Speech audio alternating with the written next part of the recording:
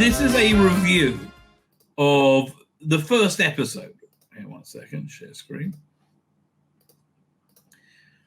This is a review of the first episode of the Storm of Sea Devils, because I said there's no way I am buying this box set, right? There's no way I'm getting it.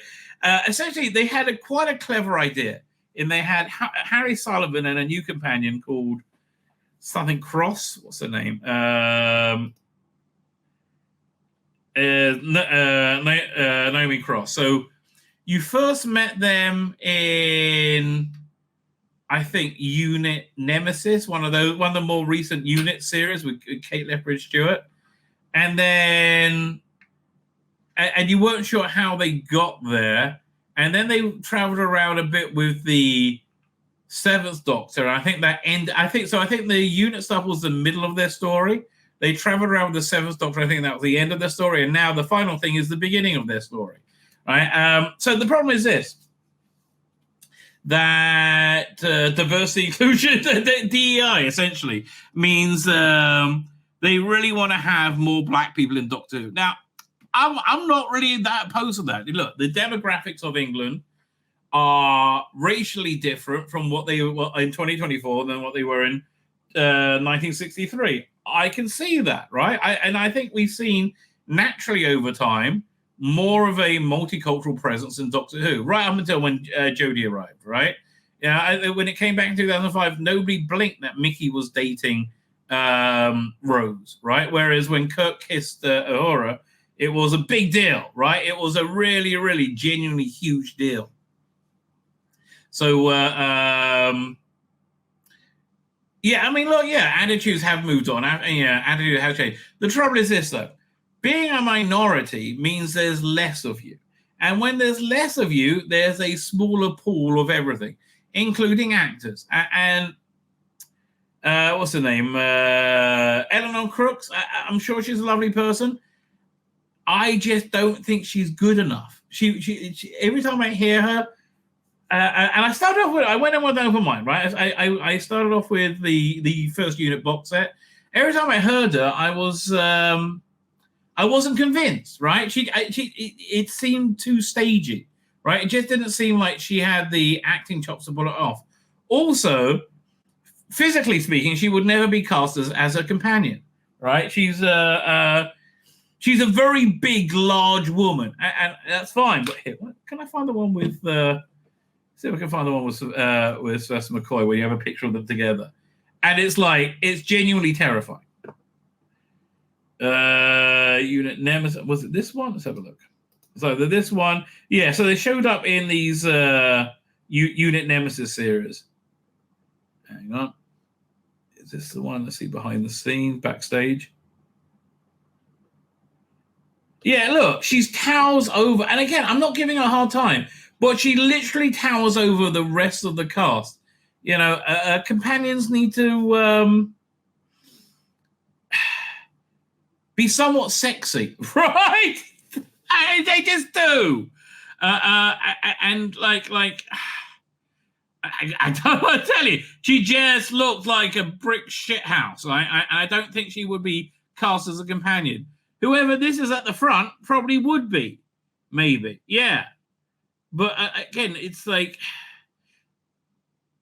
she and again, I'm not being a cunt to her, but she'll get more of a a monster role because she's huge, right? And on the book, and they know this because look on the covers, they make her look much smaller, right? They make her look like a normal companion.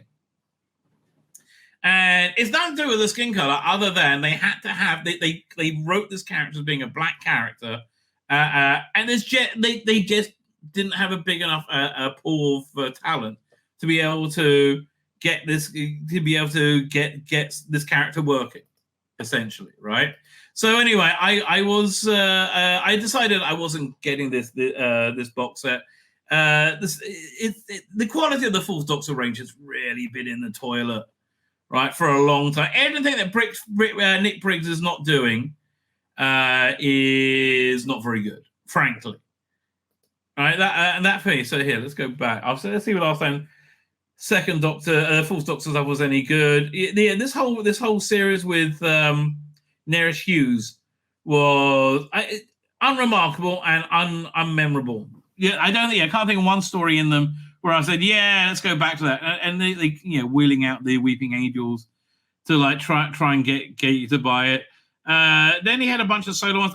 This one I thought was quite good. He had two stories in this: Dreams of Avarice and what was the other one? Was it Dreams of Avarice and Cell Shock? Because Dreams of Avarice was very good. I liked the 9, right? Or I think it was the 3 in this. No, it was the 9, right? I liked the 9 as a villain. I thought that was very good. But that was from how many years ago? Let's see how many years ago that was. So that's good 2 years ago, and that was the last so that was okay, and I quite like this Gallifrey one. Dalek Universe was a big disappointment. This whole series was forgettable and naff. The E-Space stuff was interesting, but I always felt they could have done more with E-Space. There are a few I like Chase the Night. Even though it was a bit weird, a bit stupid, but I like that. So here, the last good thing they did with the full range was what's it called again? The Syndicate Master Series 8, which was how many years ago was that? So yeah, so and they're lucky they lasted that long, frankly. So I decided not to get this. Somebody sent me the full thing, and I listened to the first part. And I didn't go further, and I was glad because I would feel a bit. See, my level is this: if I listen to it and I like it, I will pay for it. Right? If I listen and don't like it, I won't pay for it. But I didn't even have to worry because I only listened to the first part, and that was exactly why I wasn't going to buy this. Firstly, Tom Baker doesn't show up till about 10 minutes, like halfway through the episode, like a good 10 minutes in. Right, it's there's a reason he's the biggest thing on the cover because people are buying it for Tom Baker, right? And then you had, what's his name is okay as Harry Sullivan. What's his name again? The recast. He's not bad at all. Christopher Naylor. It seems like a relatively easy part to recreate, right? Just upper class twit sort of thing. But again. There's a lot of very dated female empowerment stuff going on, and not in a way that it worked with Sarah Jane Smith, in a way that it doesn't work. And I don't even remember hearing any Sea Devils in the whole thing, right? It's beyond me. It's honestly beyond me, why they would put this one part out as an enticement to buy the box set. For me, this confirmed to me: do not buy this box set. And so I'm glad I didn't. Right, I'm glad. So that was a Storm of the Sea Devils Part 1 review. Part 1 told me ignore Parts 2, 3, and 4.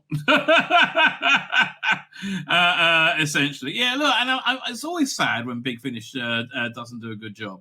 Like, I always want them to do a good job. I always want to recommend them, but just not possible, right? In this case, just not possible. The weird thing with Solomon Cross is the stories are out of sequence, confusing. I thought that's the sort of thing they could have done. They could do in Big Finish more than they do normally, right?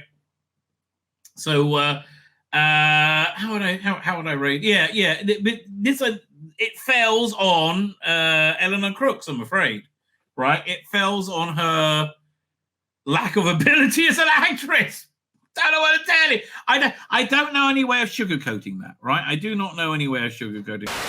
My name's Tzvi Lebetkin, the Rabbi from another planet. Please like, share, and subscribe, and ring that little bell. Ring the little bell so you're notified when new videos drop.